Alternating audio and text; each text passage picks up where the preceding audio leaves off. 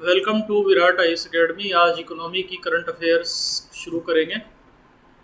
Economy की current में आज का हमारा पहला इशू है प्रधानमंत्री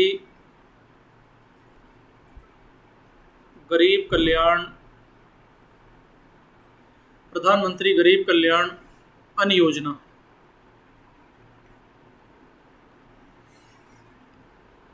PMGKAY। देखो, 2013 में कांग्रेस के पीरियड में एक कानून आया था, नेशनल फूड सिक्योरिटी एक्ट, राष्ट्रीय खाद्य सुरक्षा अधिनियम, जिसमें गरीबों को बहुत सब्सिडाइज्ड रेट पर खाद्यान्न उपलब्ध कराने की बात कही गई थी। अब इसी नेशनल फूड सिक्योरिटी एक्ट के तहत प्रधानमंत्री गरीब कल्याण अन्न योजना 2020 में शुरू की थी वर्तमान केंद्र सरकार ने, और कोरोना की लहर के दौरान इस योजना को शुरू किया गया था। तो इसका पहला चरण चलाया गया, इस योजना का दूसरा चलाया गया। अब इस योजना का चौथा चरण शुरू किया गया है।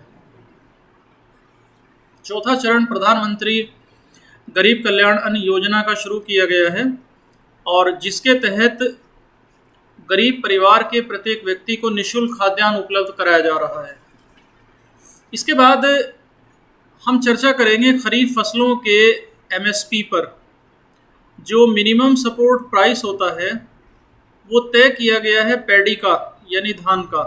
देखो, धान के दो तरह के प्राइस केंद्र सरकार यानी मिनिमम सपोर्ट प्राइस के तहत CACP, commission for agriculture cost and price, issue करता है मिनिस्ट्री ऑफ एग्रीकल्चर के तहत। तो MSP में धान का एक मूल्य तो होता है सामान्य धान का मूल्य, और दूसरा होता है विशेष धान का मूल्य। तो सामान्य धान का जो MSP डिसाइड किया गया है वो 1940 रुपये पर क्विंटल है, और जो ग्रेड A का धान का MSP है वो 1960 है। और खरीफ फसलों के दाम 2021 और 2022 के फसल वर्ष के लिए तय किए गए हैं। तो खरीफ फसलों के इन MSP को ध्यान रखना है। नेक्स्ट हम चर्चा करेंगे बिटकॉइन पर। आप ये जानते हो कि बिटकॉइन एक आभासी मुद्रा है, एक क्रिप्टो करेंसी है, और इस वक्त संसार में जितनी भी क्रिप्टो करेंसीज हैं उनमें सबसे अधिक प्रचलन में बिटकॉइन ही है। बिटकॉइन को अभी तक किसी भी देश की सरकार द्वारा लीगल टेंडर के रूप में मान्यता नहीं दी गई है। लीगल टेंडर अर्थात इसको कानूनी रूप से अपना लेना, अर्थात विधिग्राह्य मुद्रा। विधिग्राह्य मुद्रा यानी लीगल टेंडर। अब ऐसा पहला देश जिसने बिटकॉइन को एक लीगल टेंडर के रूप में अडॉप्ट किया है, उस देश का नाम है एल सल्वाडोर। तो एल सल्वाडोर ऐसा देश बन गया है जहां पर बिटकॉइन को एक लीगल टेंडर यानी कानूनी रूप से वैधता प्रदान कर दी गई है। भारत में चीनी उत्पादन का एक आंकड़ा नोट कर लीजिए। 2020 और 21 के फसल वर्ष में चीनी का जो टोटल प्रोडक्शन इंडिया में रहा है वो 310 मीट्रिक टन रहा है। 310 मिलियन टन रहा है चीनी का उत्पादन। काफ़ी पहले हमने ये डिस्कस किया था कि जितने भी हमारे मंत्रालय हैं, हर मंत्रालय के डिफरेंट विभाग हैं। तो अभी जो केंद्रीय वित्त मंत्रालय है उसमें एक डिपार्टमेंट और जोड़ दिया गया है, और जिस विभाग को वित्त मंत्रालय के अधीन जोड़ा गया है उस विभाग का नाम है सार्वजनिक उद्यम विभाग, यानी department of public enterprises. Department of public enterprises. देखो, जो डिपार्टमेंट ऑफ पब्लिक एंटरप्राइजेज है ये एक महत्वपूर्ण विभाग था जो डिसइन्वेस्टमेंट, सरकार का जो डिसइन्वेस्टमेंट है यानी विनिवेश का जो प्रोग्राम था उसमें हेल्प करता था। और ये जो डिसइन्वेस्टमेंट, ये जो सार्वजनिक उद्यम विभाग था ये मिनिस्ट्री ऑफ हैवी इंडस्ट्रीज़ के अधीन था, भारी उद्योग मंत्रालय के अधीन। लेकिन अब इसको वित्त मंत्रालय में शामिल कर दिया गया है ताकि कोऑर्डिनेशन की जो फंक्शंस हैं उसको बेहतर तरीके से फैसिलिटेट किया जा सके। अभी तक वित्त मंत्रालय के अधीन विभागों की संख्या 5 थी, और सार्वजनिक उद्यम विभाग यानी डिपार्टमेंट ऑफ पब्लिक एंटरप्राइजेस के आने से अब विभागों की संख्या 6 हो गई है।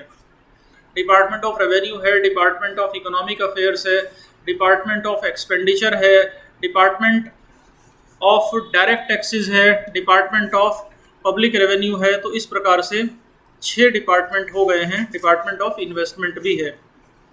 नेक्स्ट, एग्रीकल्चर इंडिया में हमेशा से एक बर्जनिंग इशू रहा है और एग्रीकल्चर को लेकर किसानों का एक बहुत बड़ा आंदोलन भी देश देख चुका है, जो 1 साल के लगभग चलाया गया।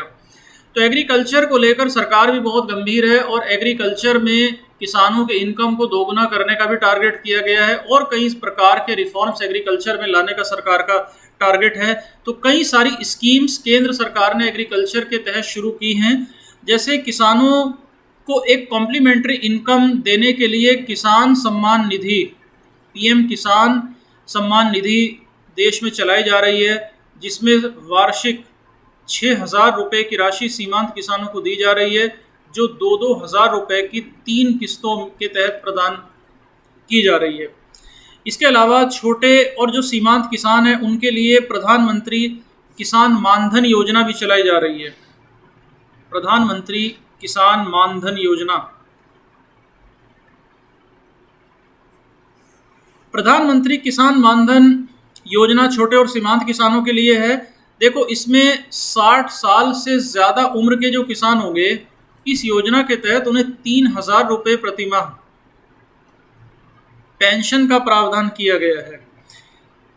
इस योजना के अतिरिक्त किसानों के लिए एक और स्कीम है जिसे 2016 से शुरू किया गया था, प्रधानमंत्री फसल बीमा योजना, PMFBI। इसको शुरू किया गया था 2016 के खरीफ सीज़न से और बहुत कम प्रीमियम पर किसानों की फसलों का इसमें बीमा यानी इंश्योरेंस किया जा रहा है, ताकि जो प्राकृतिक आपदाएं आती हैं उससे होने वाली विभीषिका और तबाही से, नुकसान से किसानों को सपोर्ट किया जा सके, उनकी हेल्प की जा सके। किसानों की इनकम में वृद्धि के लिए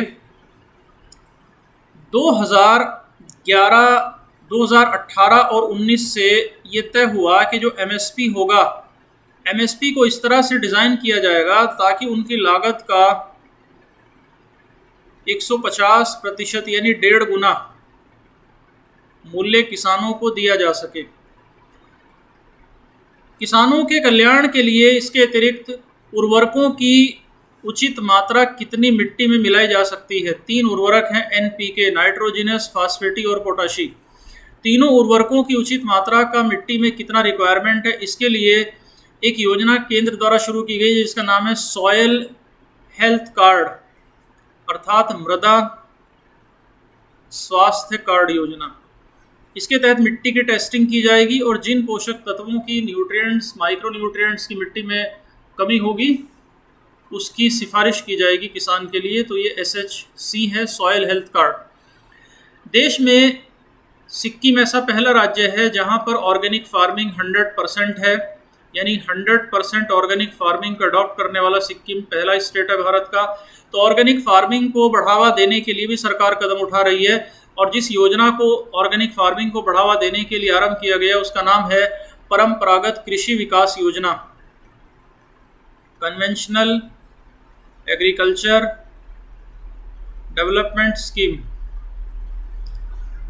परंपरागत कृषि विकास योजना इस उद्देश्य के लिए लाई गई है ताकि ऑर्गेनिक फार्मिंग को देश में बढ़ावा दिया जा सके।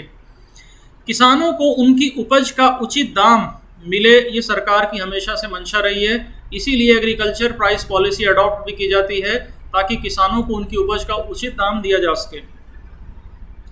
अब किसानों को उनकी उपज इलेक्ट्रॉनिक रूप से सेल करने के लिए एक इलेक्ट्रॉनिक प्लेटफॉर्म देश में लॉन्च किया गया है जिसका नाम है ई-नैम। ई-नैम एक इलेक्ट्रॉनिक प्लेटफॉर्म है, नेशनल एग्रीकल्चरल मार्केट, जिसमें ऑनलाइन किसान मंडियों के रेट पता कर सकते हैं और अपनी फसलों के सौदे कर सकते हैं। इसके अलावा एग्रीकल्चर में किसानों को पूरक इनकम यानी साइड की इनकम बढ़ाने के लिए हमेशा से कई प्रकार के व्यवसाय अपनाने की सलाह दी जाती रही है, जैसे कुक्कुट पालन यानी पोल्ट्री फार्मिंग, डेयरी फार्मिंग और वानिकी यानी फॉरेस्ट्री अर्थात पेड़ लगाना। देखो, अभी तक जो बांस का पौधा है, बांस था, बांस को अभी तक रेस्ट्रिक्टेड श्रेणी में रखा गया था, बांस को वृक्ष माना गया था। लेकिन भारत सरकार क्योंकि बांस की खेती को बढ़ावा दे रही है, तो 1927 के फॉरेस्ट एक्ट में, वन अधिनियम में चेंज किया गया है और चेंज करके बांस को वृक्ष की श्रेणी से बाहर किया गया। बांस अब ट्रीज की श्रेणी में नहीं रहेगा। इसका लाभ किसानों को ही मिलेगा कि किसान बांस की यानी बैम्बू की कमर्शियल क्रॉपिंग कर सकेंगे, कमर्शियल फॉरेस्ट्री कर सकेंगे। तो एग्रो फॉरेस्ट्री के सेक्टर में ये एक युगांतरकारी कदम सरकार के द्वारा उठाया गया है। नेक्स्ट, किसान कल्याण के लिए जो कदम उठाए गए हैं उसमें एक स्कीम है पीएम आशा। पीएम आशा अर्थात प्रधानमंत्री अन्नदाता आय संरक्षण अभियान।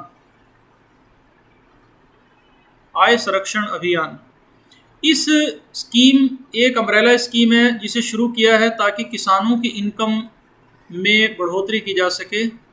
एक अम्ब्रेला स्कीम है पीएम आशा, यानी कई सारी स्कीम्स इसके तहत लॉन्च की गई हैं। देश में मधुमक्खी, बागबानी, इन सब को बढ़ावा देने के लिए एक प्रोग्राम चल रहा है जिसका नाम है MIDH अर्थात mission for integrated development for horticulture. तो मधुमक्खी पालन और बागबानी यानी हॉर्टिकल्चर और बी कीपिंग, इन दोनों को बढ़ावा देने के लिए MIDH प्रोग्राम चलाया जा रहा है। हॉर्टिकल्चर का जो टोटल प्रोडक्शन रहा है देश में 2021-22 में, 21-22 में लगभग 315 मिलियन टन रहा है। हॉर्टिकल्चर मतलब सब्जी और फल का उत्पादन। नेक्स्ट देखो, प्रधानमंत्री मातृ वंदना योजना है, पीएम मातृ वंदना योजना। प्रधानमंत्री मातृ वंदना योजना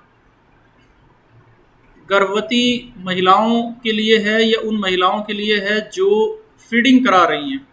तो फीडिंग कराने वाली जो माताएं हैं उनके लिए सेंट्रल स्पॉन्सर्ड स्कीम है 19+ एज की महिलाओं के लिए। और उनका जो पहली डिलीवरी होती है ऐसी महिलाओं की, तो पहली जीवित जो प्रसव होता है उस पर 5,000 रुपये की राशि महिलाओं को दिए जाने की स्कीम है जिसका नाम है पीएम मातृ वंदना योजना। हालांकि ये 5,000 रुपये एक मुश्त नहीं दिए जाएंगे बल्कि 3 अलग अलग किस्तों में दिए जाने का ये स्कीम है जिसका नाम है प्रधानमंत्री मातृ वंदना योजना। हमने प्रीवियस लेक्चर में डिस्कस किया था कि अमेरिका की वैसे तो काफ़ी सारी पत्रिकाएं अमेरिका की प्रतिष्ठित हैं, जैसे टाइम मैगजीन है जो वर्ल्ड के इन्फ्लुएंशियल पर्सनैलिटीज़ के नाम और फोटोग्राफ इशू करती है, पब्लिश करती है। इसके अलावा फॉर्ब्स है, फॉर्ब्स जो दुनिया के अमीरों के नाम जारी करती है और दुनिया के पावरफुल लोगों के नाम जारी करती है, जैसे एंजेला मार्केल का जारी करती रही। लेकिन अभी जो महिला सबसे शक्तिशाली महिला है वो स्कॉट मैकेंजी हैं, जो अमेज़ॉन के फाउंडर जेफ बेजोस की वाइफ हैं। ये कल के लेक्चर में हमने डिस्कस किया था। तो इसी तरह एक और मैगजीन है फॉर्च्यून 500। जो फॉर्च्यून 500 मैगजीन है ये विश्व की टॉप कंपनियों की लिस्ट जारी करती है। तो इसने अपनी लिस्ट को जारी किया है और इसमें इसने दुनिया की सबसे बड़ी कंपनी और सबसे एडवांस कंपनी का टाइटल दिया है, यूनाइटेड स्टेट्स बेस्ड कंपनी है वॉलमार्ट को। वॉलमार्ट को फॉर्च्यून 500 पत्रिका द्वारा प्रथम स्थान कंपनियों में प्रदान किया गया। दूसरा स्थान चाइनीज कंपनी है जिसका नाम है स्टेट ग्रिड। देखो, वॉलमार्ट तो रिटेल सेक्टर की कंपनी है, स्टेट ग्रिड एनर्जी सेक्टर की कंपनी है और ये चाइनीज कंपनी है। तीसरे स्थान पर Amazon.com, ये तीसरी ग्लोबल कंपनी है जो सबसे बड़ी है और ये भी इंटरनेट सर्विसेज से रिलेट करती है। वैसे सबसे ज़्यादा कंपनियां जो फॉर्च्यून 500 में रजिस्टर्ड की गई हैं वो चाइना की हैं। चाइना के हांगकांग रीजन में वैसे कंपनियां, लेकिन चाइना की कंपनियां कही जाएंगी। तो globally highest number of companies Fortune 500 के मुताबिक चीन में हैं और चीन की टोटल 135 कंपनियां हैं। नंबर 2 पर है यूनाइटेड स्टेट्स। यूनाइटेड स्टेट्स की 122 कंपनियां फॉर्च्यून 500 में हैं। इंडिया की भी कुछ कंपनियों को जगह मिली है। जिन 7 कंपनियों को इंडिया की फॉर्च्यून 500 की लिस्ट में जगह मिली है उसमें शीर्ष पर आता है रिलायंस इंडस्ट्रीज लिमिटेड। मुकेश अंबानी द्वारा प्रबंधित ये कंपनी है रिलायंस इंडस्ट्रीज। नंबर 2 पर है इंडियन ऑयल। नंबर 3 पर है ONGC। नंबर 4 पर है state bank of India. Number 5 पर है टाटा मोटर्स। नंबर 6 पर है भारत पेट्रोलियम और नंबर 7 पर है राजेश एक्सपोर्ट्स। तो ये टॉप 7 कंपनियां इंडिया की हैं जो शामिल रही हैं, लेकिन ये टॉप में नहीं है। इसमें जो रिलायंस है ये टॉप पर है और ग्लोबली इसका 155 रैंक है रिलायंस का। तो चाइना की 135 कंपनीज हैं, सबसे अधिक हैं। उसके बाद यूनाइटेड स्टेट्स है। नंबर 3 पर जिस देश की कंपनियां सब ज़्यादा हैं उसका नाम है जापान। जापान की 53 कंपनीज इसमें शामिल हैं। नेक्स्ट, एक ई रूपी प्रधानमंत्री के द्वारा लॉन्च किया गया है। ई रूपी, इलेक्ट्रॉनिक रूपी। देखो, ई रूपी एक तो डीबीटी में हेल्प करेगा, डायरेक्ट बेनिफिट ट्रांसफर में। ई रूपी एक ऑनलाइन ट्रांजैक्शन की सुविधा है। ई रूपी को मीडिएट करेगा NPCI, national payment corporation of India limited. तो ई रूपी इस मायने में डिजिटल पेमेंट, एक स्पेशल डिजिटल पेमेंट है इस अर्थ में कि इसमें जिस उद्देश्य के लिए पैसा दिया जाएगा वो पैसा उसी उद्देश्य में खर्च किया जा सकेगा। ये ई रूपी का कॉन्सेप्ट है जो अभी इंडिया में आया है। ई रूपी फ़िलहाल गरीबों को हॉस्पिटल्स में, प्राइवेट हॉस्पिटल्स में फ्री वैक्सीन उपलब्ध कराने के लिए ई रूपी का इस्तेमाल किया जाएगा।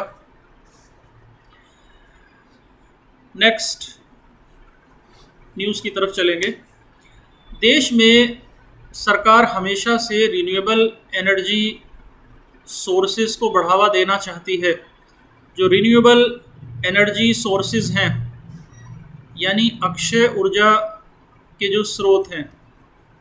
अक्षय ऊर्जा क्या होती है?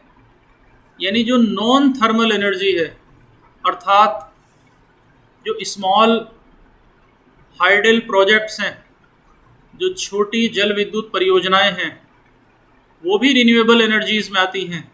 उल्लेखनीय बात यह है कि जो बड़ी हाइडल प्रोजेक्ट्स हैं वो नॉन रिन्यूएबल में आती हैं।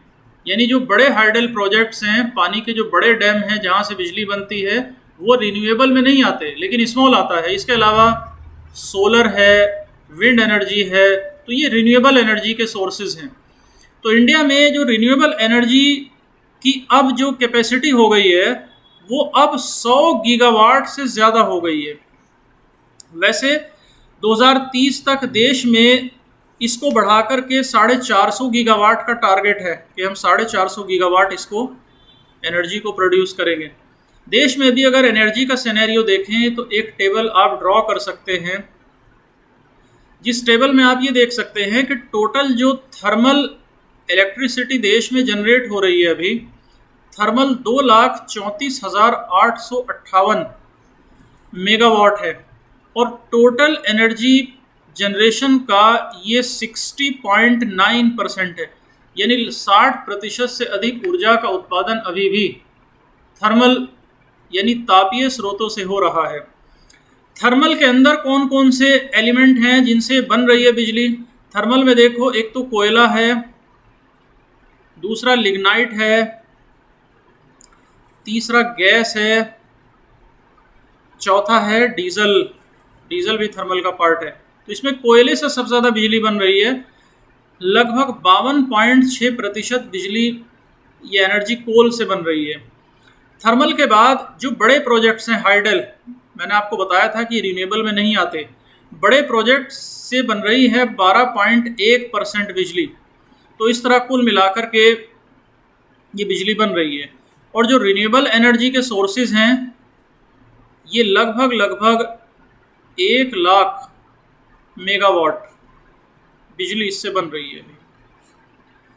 तो रिन्यूएबल एनर्जी सोर्सेज पर सरकार का बल है और इसी उद्देश्य के लिए किसानों को उनकी सिंचाई के लिए एक स्कीम भी सरकार द्वारा उपलब्ध कराई जा रही है, सोलर पैनल उपलब्ध कराए जा रहे हैं, जिस योजना का नाम है प्रधानमंत्री कुसुम योजना।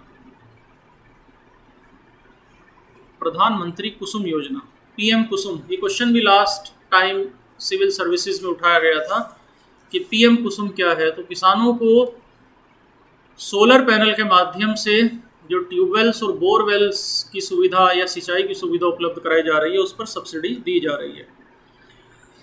नेक्स्ट काफ़ी इंपॉर्टेंट है, नेशनल मोनेटाइजेशन पाइपलाइन स्कीम है, एनएमपी, अर्थात नेशनल मोनेटाइजेशन पाइपलाइन, एनएमपी। देखो, नेशनल मोनेटाइजेशन पाइपलाइन सरकार की ऐसी योजना है जिसमें सरकार अपने एसेट्स को ना तो डिसइन्वेस्ट करेगी, ना तो गवर्नमेंट इसको विनिवेश करेगी। विनिवेश मतलब अपनी हिस्सेदारी का कुछ हिस्सा बेचना ताकि मालिकाना अधिकार सरकार के पास ही बना रहे, इतना हिस्सा देना। और ना ही सरकार प्राइवेटाइजेशन करेगी, ना ही निजीकरण करेगी।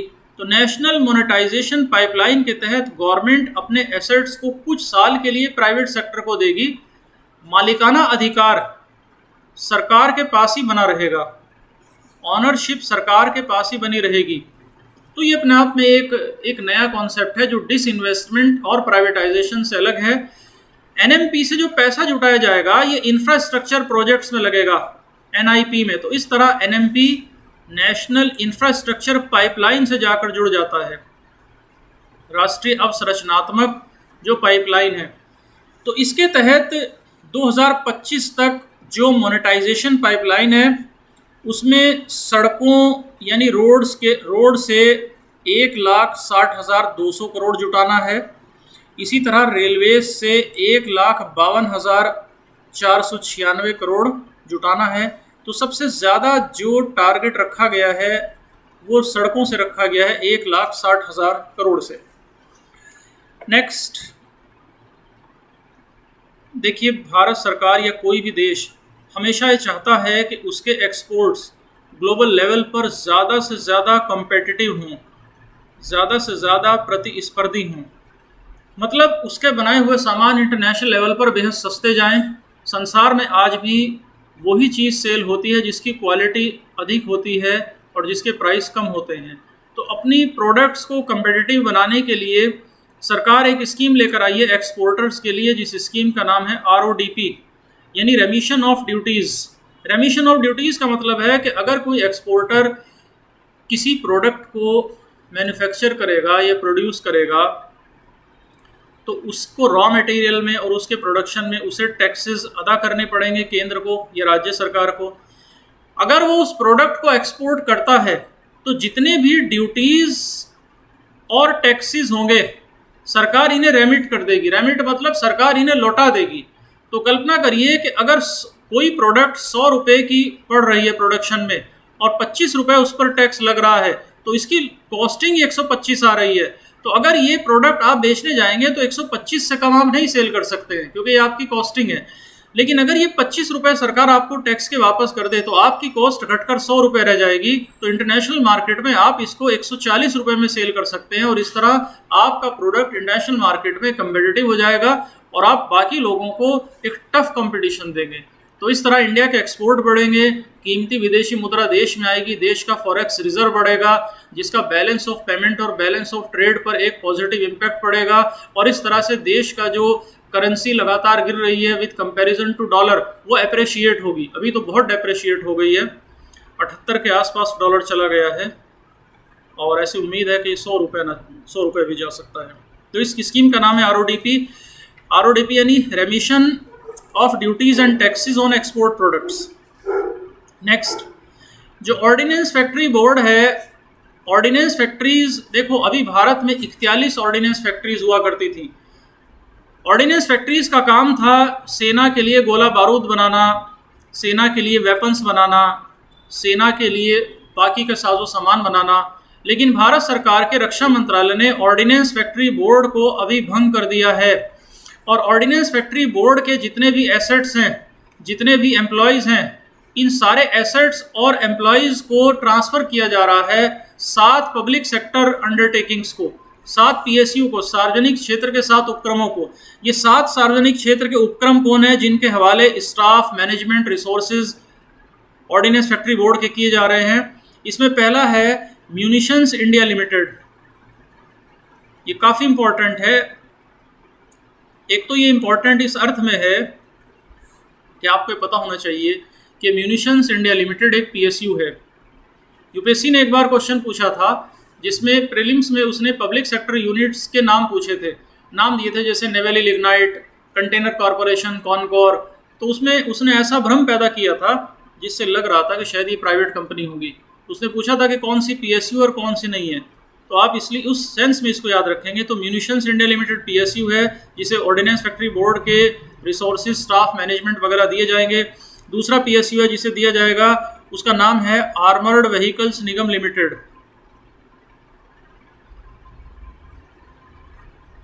Armoured vehicles.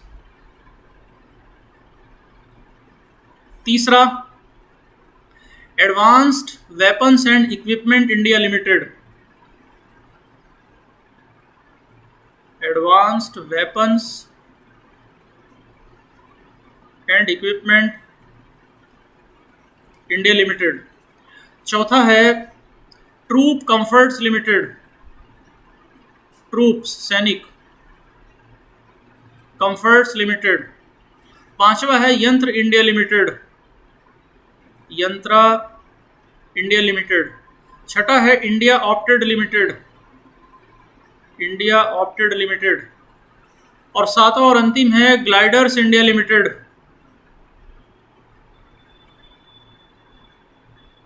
तो इन 7 पीएसयू को दिया जाएगा। नेक्स्ट देखो, एनपीए भारत के बैंकों पर लगभग 8,34,000 करोड़ का, इतने लाख करोड़ का एनपीए है। तो ये जो बैड लोन है, इससे निपटने के लिए सरकार एक स्कीम लेकर आई है बैड बैंक बनाने की।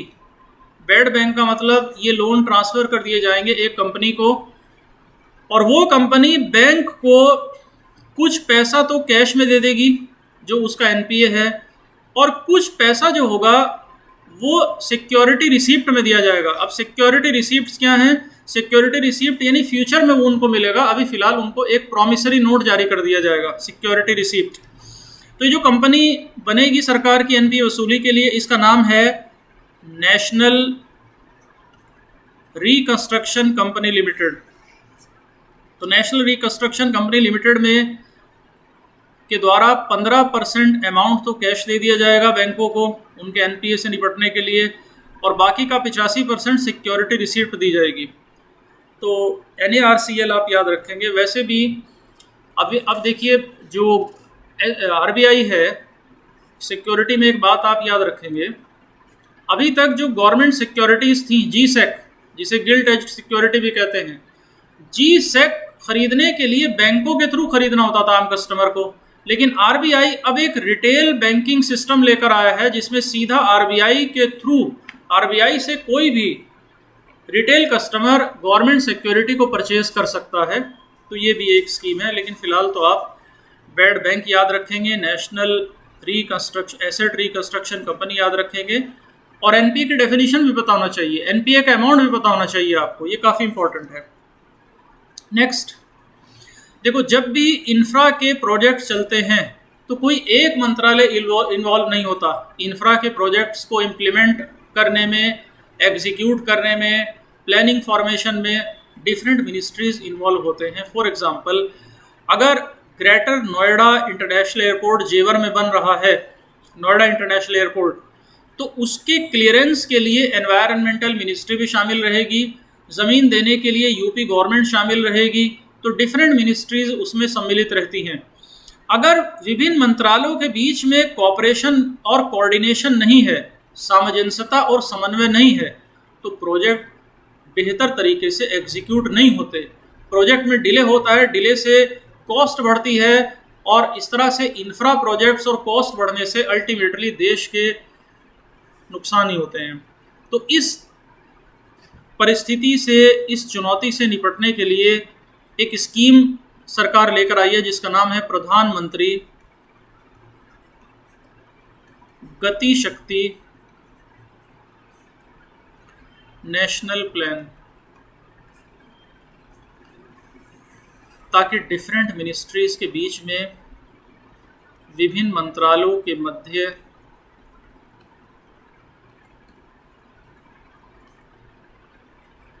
समन्वय स्थापित किया जा सके, विशेष रूप से अवसंरचनात्मक मामलों के लिए। तो इसमें 6 पिलर सरकार ने रखे हैं। नेक्स्ट, आपको पता है कि 1986 में मेमोरेंडम ऑफ अंडरस्टैंडिंग पॉलिसी लेकर आई थी राजीव गांधी सरकार, जिसमें तय हुआ था कि जो पब्लिक सेक्टर अंडरटेकिंग है उन्हें 3 कैटेगरी में कैटेगराइज क्लासिफाइड किया जाएगा। जो लाभ अर्जित करने वाले पीएसयू हैं और छोटे हैं उन्हें मिनी रत्ना यानी लघु रत्ना कहा जाएगा, जिसके 2 वर्ग बनाए गए थे, मिनी रत्ना फर्स्ट और मिनी रत्ना सेकंड। दूसरी कैटेगरी रहेगी महारत्न कंपनियों की, और इन दोनों के बीच की यानी मिनी रत्ना और महारत्ना के बीच की कैटेगरी रहेगी नवरत्न कंपनियों की। तो इस समय महारत्न कंपनियों की संख्या देश में 11 है और नवरत्न कंपनियों की संख्या देश में 13 हो गई है।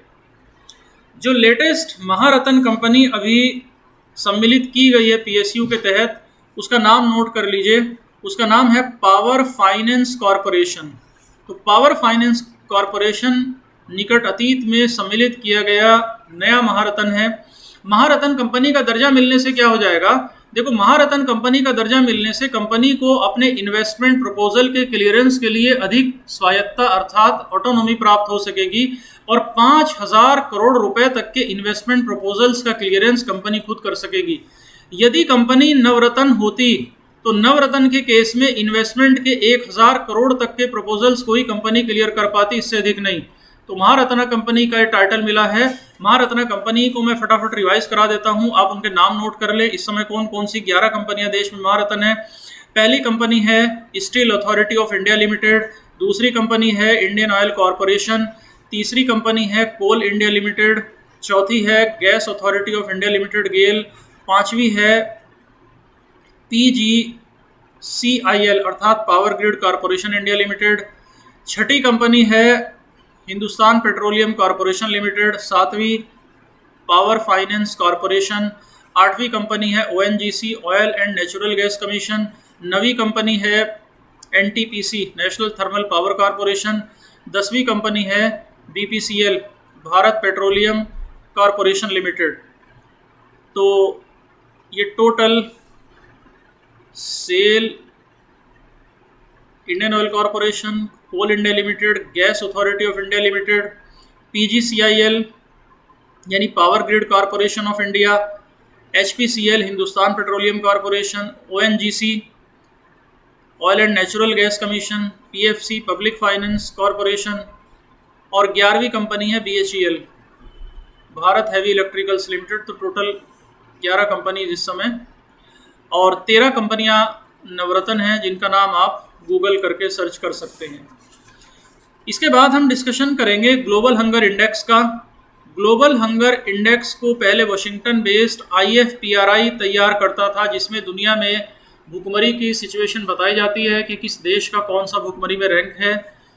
लेकिन अब इस ग्लोबल हंगर इंडेक्स को 2 देशों के संगठन तैयार कर रहे हैं, एक जर्मन ऑर्गन है और एक आयरिश ऑर्गन है। तो जर्मन और आयरलैंड के जो 2 संगठन इसको तैयार कर रहे हैं, उसके अनुसार भारत का ग्लोबल हंगर इंडेक्स में कोई बहुत बेहतर पोजीशन नहीं है। भारत संसार के क्रिटिकल देशों की सूची में आ गया है भुखमरी के हिसाब से। भारत से बेहतर पोजीशन इस रिपोर्ट में भारत के पड़ोसी देशों की बताई गई है। तो 116 देशों की इस लिस्ट में भारत का 101वां स्थान है, जबकि जो पड़ोसी देश हैं श्रीलंका है, चाइना है, उनका 65वां, और इवन पाकिस्तान का 92 पोजीशन है। तो भुखमरी की स्थिति में भारत की स्थिति इस रिपोर्ट में काफ़ी खराब बताई गई है। आप उन 2 संगठनों के नाम लिख सकते हैं जो इस रिपोर्ट को तैयार करते हैं। इसमें जर्मन ऑर्गन है wealth hunger hive, wealth hunger health, ये जर्मनी का है। आयरिश ऑर्गन है जिसका नाम है concern world wide, concern world wide, ये दो बनाते हैं। इससे पहले तो IFPRI बनाता था, लेकिन अब इन दोनों संगठनों द्वारा बनाया जा रहा है। देखो, प्रधानमंत्री मोदी का टारगेट है कि देश अपैरल इंडस्ट्री का लीडर बने, अपैरल यानी वस्त्र उद्योग का, और इसी उद्देश्य के लिए स्कीम चलाई गई है PM मित्रा। PM मित्रा जिसकी फुल फॉर्म आप लिख सकते हैं मेगा इंटीग्रेटेड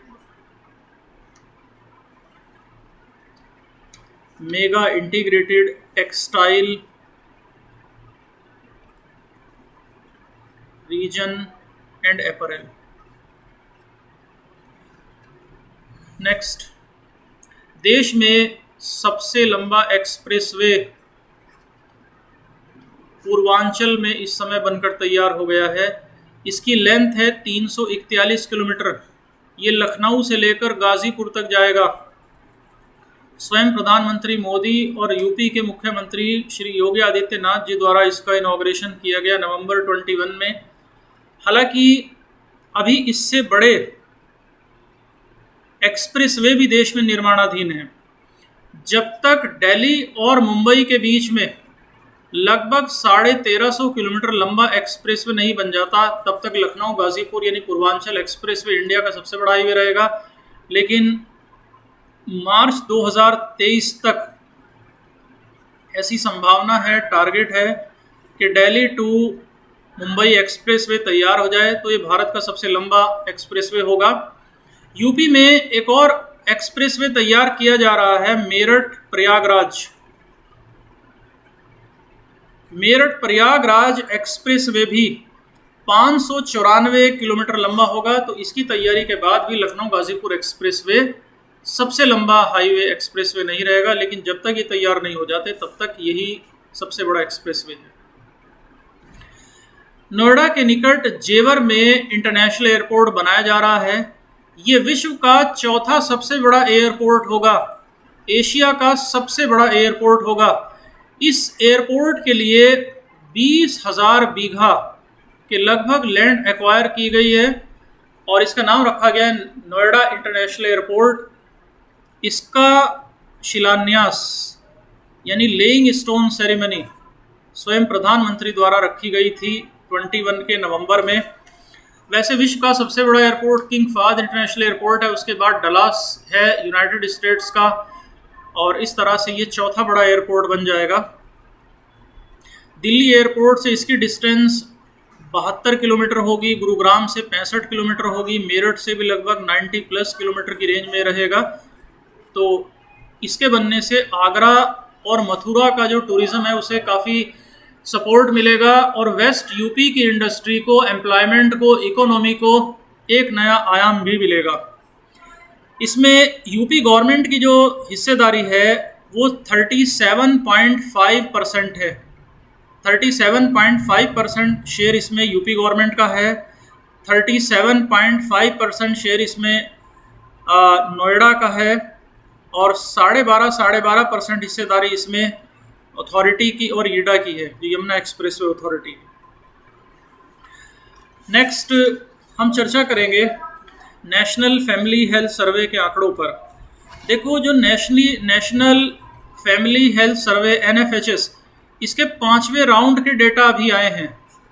5वां जो राउंड इसका हुआ उसमें बड़ी एक अच्छी, हालांकि ये सैंपल था, सैंपल मतलब ये जो आंकड़े कलेक्ट किए गए ये पॉपुलेशन से कलेक्ट नहीं किए गए। पॉपुलेशन का मतलब संपूर्ण जनसंख्या के पास नहीं पहुंचा गया, बल्कि केवल 6.5 लाख लोगों से इन आंकड़ों को कलेक्ट किया गया। और इन आंकड़ों के अनुसार पहली बार एक अच्छी बात ये सामने आई है कि भारत में पुरुषों के मुकाबले 1000 पुरुषों के मुकाबले महिलाओं की संख्या अधिक आई है। अभी तक लिंगानुपात में यानी जो सेक्स रेशो है उसमें भारत की गिनती दुनिया के निचले पायदान के देशों में होती थी, लेकिन नेशनल फैमिली हेल्थ सर्वे, राष्ट्रीय परिवार स्वास्थ्य सर्वेक्षण के अनुसार प्रति 1000 पुरुषों पर महिलाओं की संख्या 1020 आंकलित की गई है। 1020 किया गया है। और यूपी के लिए, यूपी पीएससी के लिए नोट कर लें, नेशनल फैमिली हेल्थ सर्वे के आंकड़ों के अनुसार 1017 महिलाएं हैं प्रति 1000 पुरुषों पर। हालांकि जो वास्तविक आंकड़े हैं, जो रियल डेटा है, ये तो हमें 2021 के सेंसस से ही प्राप्त हो सकेंगे, लेकिन तब तक ये डेटा हमारे लिए इम्पोर्टेंस का काम करेगा। नेक्स्ट देखिए, ग्लोबल लेवल पर मल्टी डायमेंशनल पॉवर्टी इंडेक्स बनाया जाता है, जिसे बहुआयामी निर्धनता सूचकांक कहते हैं।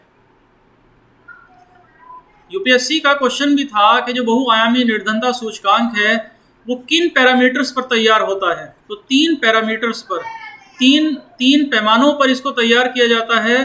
पहला पैमाना है शिक्षा, एजुकेशन, दूसरा है स्वास्थ्य यानी हेल्थ, और तीसरा है स्टैंडर्ड ऑफ लाइफ यानी जीवन स्तर।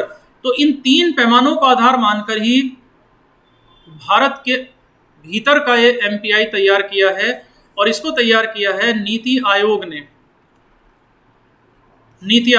तो नीति आयोग ने इसमें ये बताया है कि भारत में सर्वाधिक जो निर्धनता है वो बिहार में है। राज्यों में सर्वाधिक निर्धनता है बिहार में।